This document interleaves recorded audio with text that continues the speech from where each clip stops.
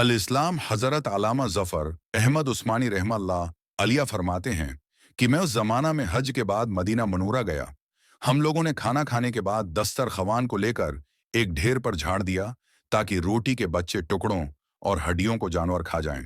थोड़ी देर के बाद जब मैं अपने कमरे से बाहर निकला तो ये देखकर हैरान रह गया कि एक खूबसूरत 9 साल का बच्चा इन टुकड़ों को चन चन कर खा रहा है। मुझे सख्त अफसोस हुआ।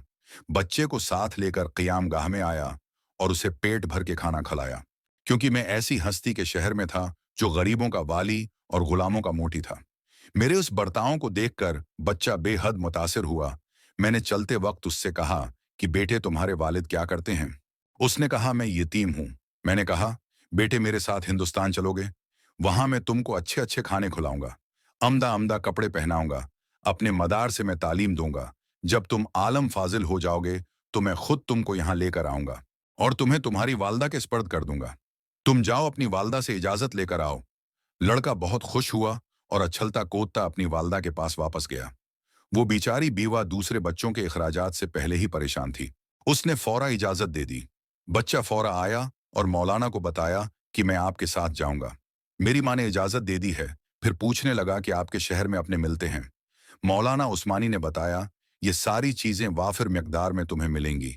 मौलाना का बयान है कि मेरी अंगली पकड़े पकड़े मस्जिद नबवी अली में वो मेरे साथ आया और ठिठक कर रह गया।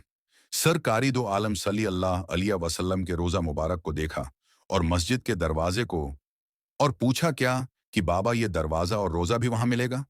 मैंने उससे कहा कि बेटा अगर ये वहां मिल जाता तो मैं यहां क्यों आता। लड़के के चेहरे का रंग बदल गया। मेरी अंगली छोड़ दी बाबा, तुम जाओ। अगर ये नहीं मिलेगा तो मैं हरगुज हरगुज इस दरवाजे को छोड़कर नहीं जाऊंगा।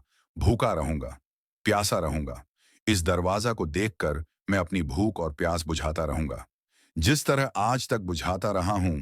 ये कहकर बच्चा रोने लगा और उसके इश्क को देखकर मैं भी रोने लग गया।